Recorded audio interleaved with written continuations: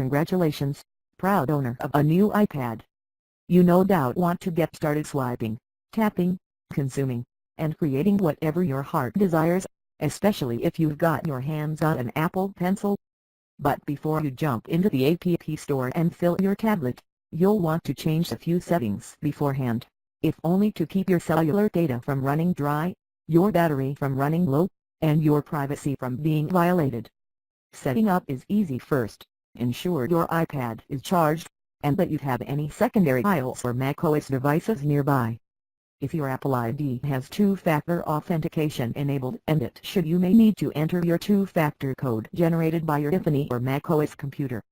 You'll be asked to connect to Wi-Fi, set up Touch ID, create a passcode, choose from a 4 or 6-digit passcode or a traditional password, and decide whether you want to restore your iPad from an iCloud or eTunes backup, start from scratch, or import data from an Android device.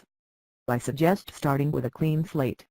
Enter your Apple ID, enable or disable Siri, add your bank card to Apple Pay, choose whether or not you'd like to share data with app developers, making it easier for them to see when and why something went wrong.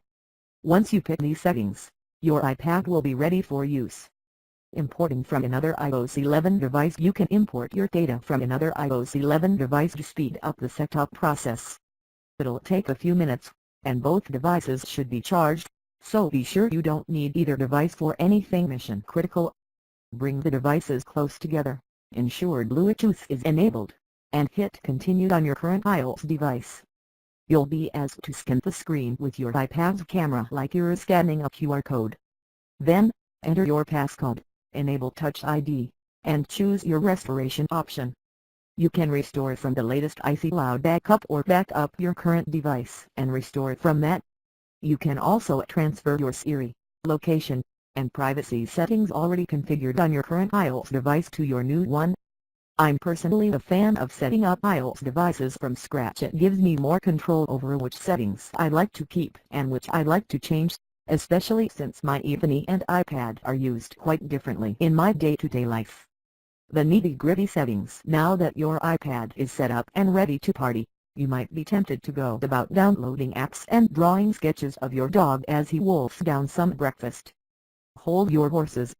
There are a few more settings you should go about modifying, both to keep advertisers off your tail as well as make your experience on the iPad as enjoyable as possible. Notifications. You can set notification previews, text messages, emails, etc. to always show, never show, or only show when the iPad is unlocked. I'd opt for the when unlocked option. Take a trip through your notifications list to disable the ones you know you'll never use. I doubt your music app needs to send you any pressing alerts, for example. It'll spare you from uninteresting banners and useless updates. It'll also boost your battery life, since every app isn't constantly pinging the web to update you on what's changed. Control Center. You can add extra controls to your Control Center page, and customize how they appear. For example, if you use your iPad while on a couch, you can add the Apple TV remote control to have quick access to your streaming box's controls. No dinky Apple TV remote required. Do Not Disturb. The Do Not Disturb feature silences your iPad when it receives FaceTime calls or other alerts. You can set it to alert you if someone calls more than once within 3 minutes, or pick and choose who gets through your Do Not Disturb setting by creating particular groups in your Contacts app like a family group so your parents or relatives can always reach you.